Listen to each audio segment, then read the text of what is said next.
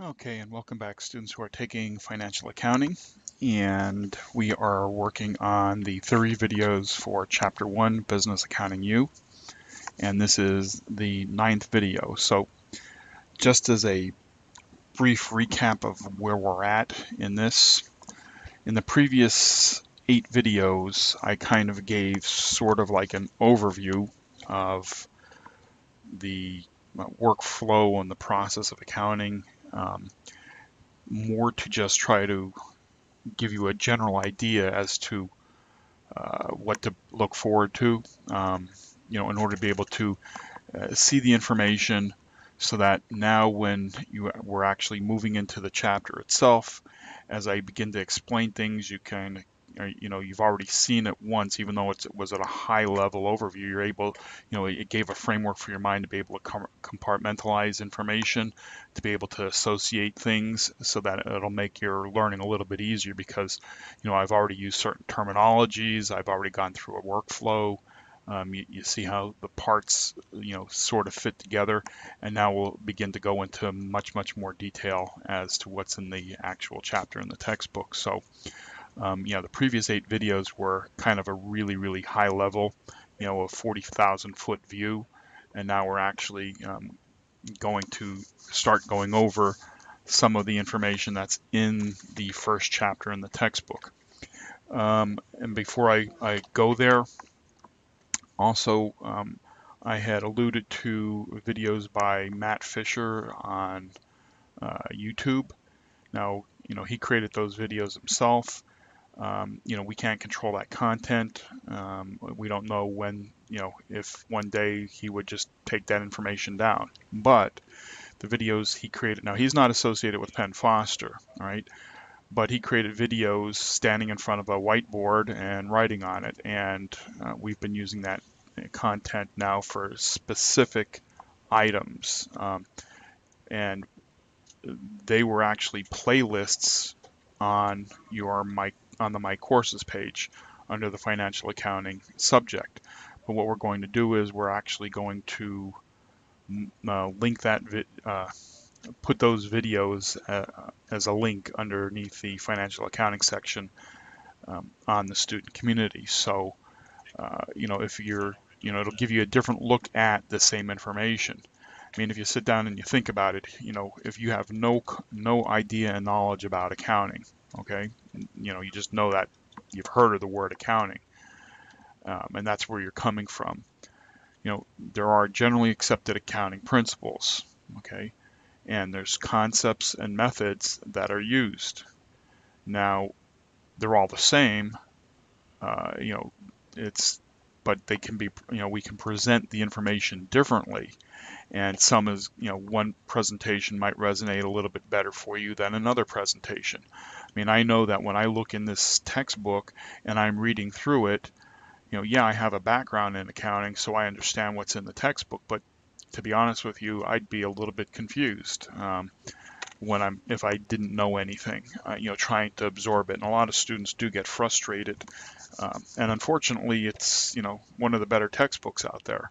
Most textbooks don't have anything about the very basics, the bookkeeping aspect of accounting. They just jump right into the financial accounting aspect of it, and that creates problems for students because they don't internalize the very fundamentals of accounting. So if you sit down and you read the textbook and you watch these videos, and hopefully you're watching them, and you will continue to watch them, we'll have the theory videos, and I'll be kind of like covering on the theory videos what is in the textbook, but hopefully giving you a different spin on it, the way I view it and the way I understand it, and it makes it easiest for me, and hopefully it'll make it easier for you. So you'll see the information in the textbook in that format. You'll see the information on these videos with my explanations of them. And then if you so choose, in specific concepts, you can watch the Matt Fisher videos and he explains it a different way, okay? But again, they're all the same concept. So it's just a matter of how it's presented as to whether you'll absorb the material or not.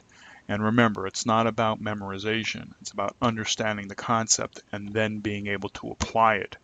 So even though I'm not telling you to memorize the definitions of certain things, you have to understand what that concept is. But understanding the concept is no good unless you can apply it.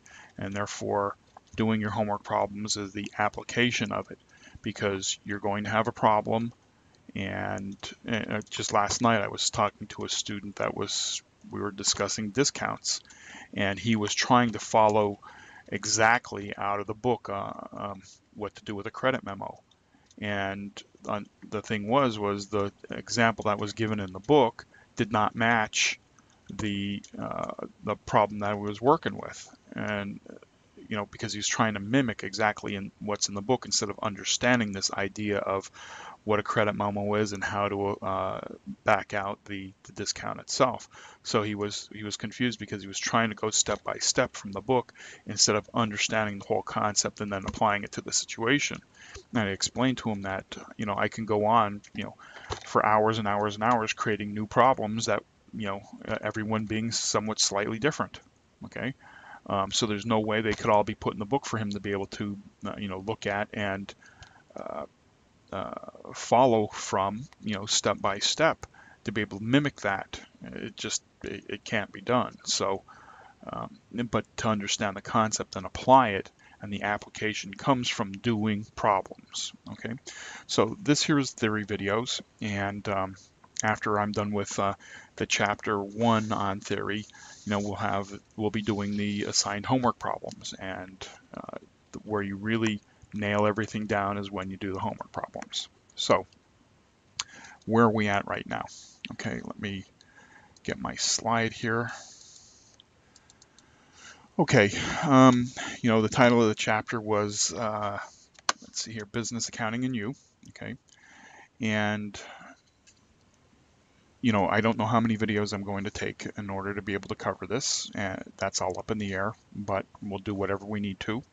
Remember, when you're in a classroom, if you're in a financial accounting, to give a little bit of perspective here, if you're in a classroom, and you're going for, let's say, the fall semester or the spring semester, it's a 3 credit hour course, meaning you sit in a classroom 3 hours a week over the course of 16 weeks. And that means you're spending 48 hours in a classroom, and you're expected to put in an additional 3 hours per credit hour, which means 9 hours of homework additional to the 3 credit hours that you sit in the classroom. So really you're spending upwards of 12 hours a week.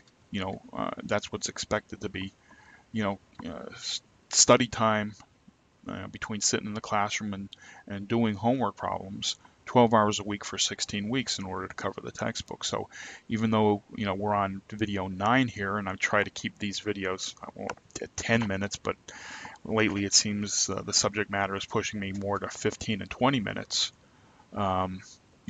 If this is the 9th video and I'm spending 20 minutes on a video, really I've only spent 3 hours so far, and it's like nothing. Okay, so it is commensurate with what would be going on in a classroom. So that's just to give you some perspective. Students who have a tendency to do distance learning think things go by really quick, and they really don't. Okay, so let's begin here, since I'm already at 9 minutes into this video. All right, but I thought I'd take this opportunity to, since the previous 8 videos were just a high-level view, and now we're getting into the nitty-gritty of the chapter, I thought I'd explain, some additional ideas here. And the last one that I want to present is, it is a video, so pause and rewind the video as much as you need to until you can understand the concept. Read the book, watch the video, okay? And if you still don't understand, and do the homework problems, and if you still don't understand the concept, feel free to contact an instructor. I mean, that's what we're here for, to help you understand the concepts. But of course, you have to apply that understanding yourself. And if you're just trying to memorize, you're not going to get it, okay? So read the book, study it, watch the videos, watch them more than once, and if you still don't get it, feel free to contact an instructor, okay? Preferably by telephone, because it allows for a two-way communication. email and trying to learn the subject matter is very, very difficult, because you're not able, just like in this example yesterday, I had asked him, well, what did that mean? And all of a sudden it's, he comprehended what taking a discount meant, but he didn't really understand it. And it required a two-way conversation that basically took, over half an hour. So, trying to do that via email is real difficult. Okay.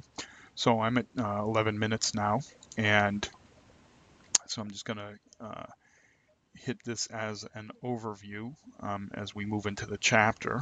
Okay. Um, in the previous videos, we had talked about our chart of accounts, which is nothing more than a listing of the general ledger accounts. And we have a general ledger. I'm going to bounce up to the previous slide from the other video. Remember, this is a picture of what I have, and this also is a picture of what I have on this slide right here. The general ledger is the heart of the books of accounting. It houses your general ledger accounts and the balances in those accounts. And when we create that, okay, what am I doing with my pen here? When we create that, we create what's called a trial balance, so we can have a general ledger trial balance. But the trial balance can be taken at different times. We create it at different points in time, and therefore, even though the structure of the trial balance is the same, it's the listing of accounts and the balances in the accounts, because they're taken at different times, they're given different names. You can have a pre-adjusted, an adjusted, a post-closing, so on and so forth. All right. We have journals. Right. All businesses start out with a general journal. All right. But as we create transactions, we record the transactions in the journals. And if we have an awful lot of transactions, it behooves us to create special journals, right? But remember, a journal is a journal, okay? All journal entries end up being posted into the general ledger accounts. So it doesn't matter which journal the entry goes into, all right? As long as the journal entries get posted to the general ledger accounts. The reason why we create special journals is because we group like information together, and it makes it easier for us to do research when we have a question about something. Okay. Also, too, when we have this information in the journal, I mean, think about it. I have 100 transactions in a journal because that's what happened today. Okay. Well, it's in a jumbled mess. All right. So what we're doing when we post to the general ledger accounts, all we're doing is reorganizing the information so that it makes a lot more sense. Yeah, we have a repeat of the information. We have it in journals and we have it in the ledger accounts, but it has to go through that process for us to be able to understand it. You're not able to just post direct. You're not able to take a transaction and jump right to a ledger account. All right, it doesn't allow for a paper trail and for being able to do research. Okay, and that's why we have to use journals. We take the information, put it in the journals, and then post them to the ledger accounts. So once everything is in our general ledger, okay, remember that's the heart of the books of accounting. At the end of an accounting period, we move down into the worksheet. Okay, and the worksheet. Oops, let me go up here. So, and when we're looking at an accounting cycle, we start out with beginning balances here. We make our journal entries and we post to the ledger accounts. Then we move on up to the worksheet, and the worksheet allows us to make sure that the information is accurate, and it allows us to close out the accounting cycle. Okay, and when we're working on the worksheet, throughout that process, that allows us to create our financial statements. Okay, so from the worksheet, we create financial statements, and every business has at least the balance sheet and the income statement. Okay, and this is a choice for the businesses. Okay, every business has these two, right? they're standard. But whether they decide to continue on and have a statement of retained earnings or a statement of cash flows, that's up to them. And these are, but these other two, the retained earnings and the cash flows, are the more commonly created financial statements. But by no means is it the end all be all of financial statements. It all depends upon the situation. If you're in a manufacturing concern, I mean, there's a whole list of kinds of statements that are created. Okay. You can create statements, a pro forma, a budget, blah, blah, blah. Okay. Um, but when it comes to the financial statements, these are the four most common, and the balance sheet and the income statement are the standard. Okay. All right. So that's an overview.